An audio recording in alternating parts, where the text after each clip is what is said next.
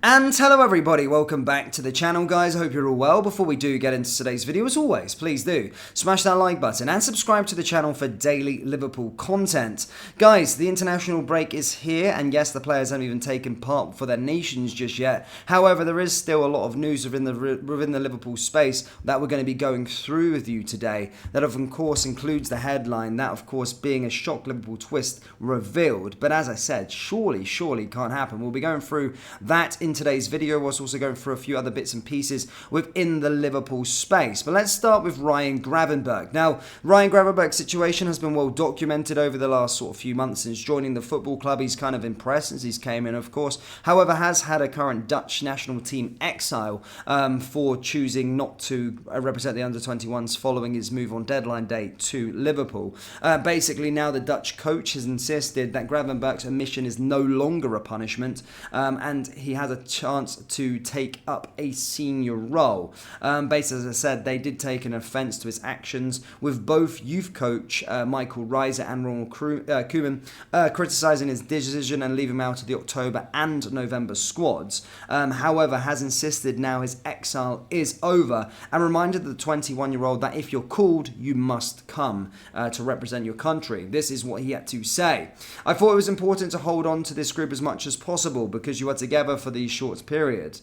The playing style also become a bit clearer, so you don't want to change too much. This is no longer a punishment or anything. No, not at all. That's already behind us.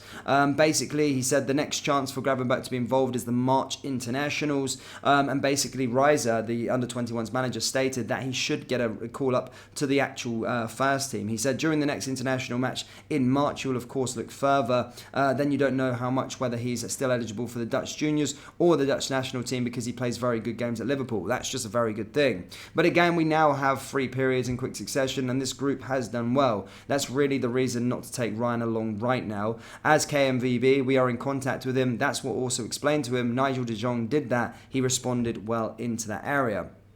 So as I stated, that's good that he's no longer in exile. I know I'm not going to bore you with the sort of thoughts and opinions on it. I did give you my thoughts at the time. I did think it was a bit overreaction from the Dutch national setup. But it's good for Ryan's case that he has been taken out of exile now. And of course, if his performances with Liverpool carry on, then he could obviously represent his nation at the senior level come March. So here's hoping that is the case, because that means he would have impressed in a red jersey. So yeah, really interesting stuff on that regard.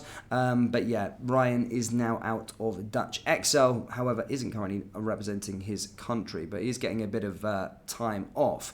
Now the stuff, guys, as I said, Edison is currently injured. Now this is an interesting one because he's Alisson and Edison, of course, two seriously world-class goalkeepers vying for the same position in the Brazil national team. Currently Edison is injured, and Alisson should of course return to the Brazil side for their upcoming World Cup qualifiers. The Manchester City goalkeeper withdrew from the squad around 13 days ago until they play Liverpool. So here's hoping, as I said, I only like minor boosts, but here's hoping Edison still isn't fit and available for that game against us. He's a very good goalkeeper, and not to mention they're a very good team in general. But if we can take a little boost here, a little boost there, and have Edison out, that would be absolutely fantastic as well. But yeah, Alisson is expected to play a big part going into this international break, which is really good on his sort of thing, his point of call, because recently he hasn't really been playing as much for Brazil, despite him sort of being the number 1 goalkeeper back in the day.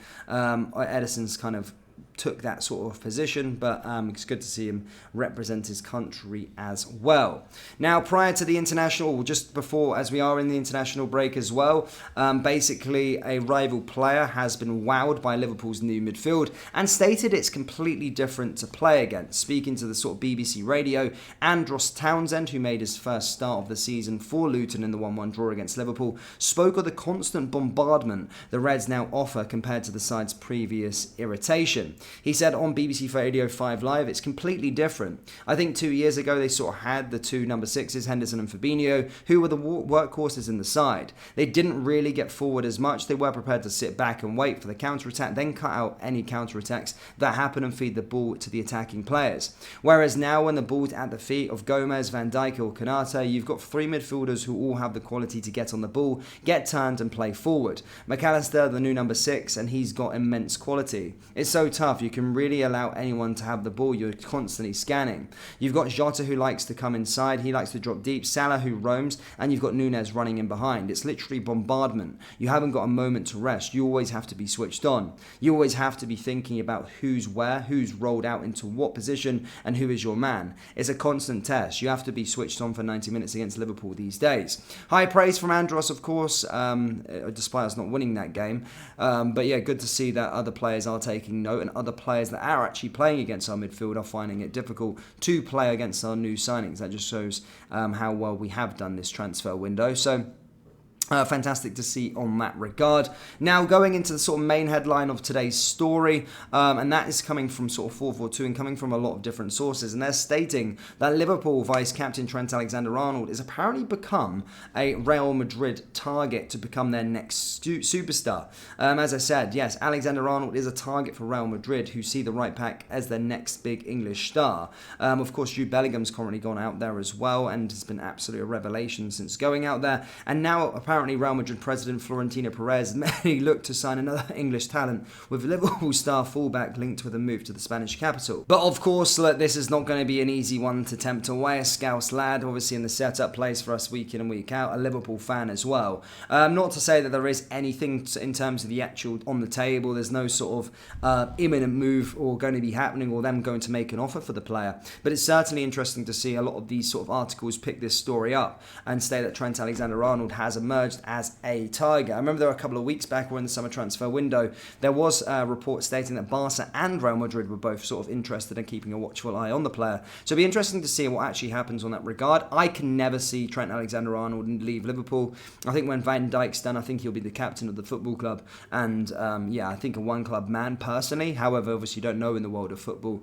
And sometimes Real Madrid can be a very lucrative option in terms of it's kind of that pedigree. Obviously Liverpool are a huge football club, but I always just feel Barca, Real Madrid are just that sort of next big thing in football, and everyone kind of dreams to sort of play for them. But as I said, surely not. But that's what reports are stating from multiple reputable sources, stating that Real Madrid have their eyes on Trent Alexander-Arnold. But as I said personally, I could never see that happening. I think Trent Alexander-Arnold will be the Liverpool captain one day, and I would like to see him stay for the rest of his career at the football club, be a one-club man, and yeah, win more and more trophies with us. It's always good to have a local lad within the team.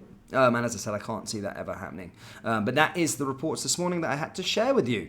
But Liverpool fans, that's all I've really got for you today. Do let me know your thoughts on today's video. Do let me know your thoughts on Trent Alexander-Arnold's links to Real Madrid. Could you see a world in which that could happen? Yes or no? Let me know down in the comment section below. And as I said, that does bring us to the end of today's video. As always, please do smash the old like button and subscribe to the channel for daily Liverpool content. Thank you guys, and I'll see you all next time. Take care. Peace.